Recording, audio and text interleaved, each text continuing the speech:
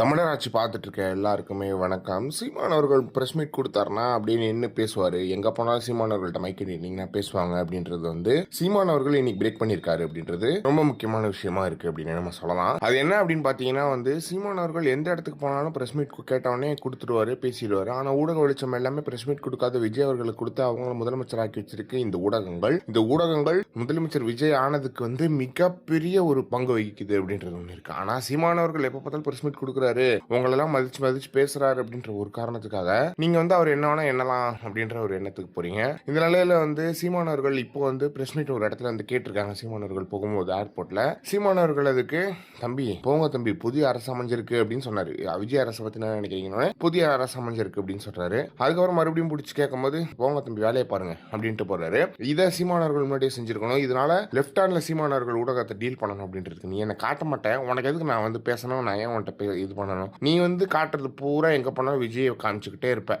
சீமானவர்கள் ஏதோ கான்ட்ரவர்சியாக பேசினா மட்டும் தான் காட்டுவேன், ஆனால் விஜய் அவர்கள் பேசாமலே காட்டுவேன் அப்படின்றது வந்து ஒன்று இருக்குது. எனவே இந்த ஊடகங்களுக்கு சீமானவர்கள் சரியான பதிலடி கொடுத்துருக்காரு அப்படின்றதுல எந்த ஒரு மாற்றமே கிடையாது. ஒன்று பணவளம் இருக்கணும், இல்லைனா வந்து நீங்கள் வந்து ஊடகம் உங்கள் கையில் இருக்கணும். ரெண்டுமே இல்லை அப்படின்ற பட்சத்தில் நீங்கள் ஒரு கட்சியை காட்ட மாட்டீங்கன்னா சீமானவர்கள் போன்ற தலைவர்கள் இதை செய்யறது ரொம்ப சரியா இருக்குது அப்படின்றதுல எந்த ஒரு மாற்றமே கிடையாது. எனவே சீமானவர்கள் ஒரு ஆட்டத்தை ஆரம்பிச்சிட்டாரு. இனிமே இந்த அரசியல் களமானது தெரிக்க போகுது அப்படின்றதுல எந்த ஒரு மாற்றமே கிடையாது. இதை பற்றி என்ன நினைக்கிறீங்க அப்படின்றத மறக்காம கமெண்ட் பாக்ஸ்ன்னு சொல்லுங்கள்.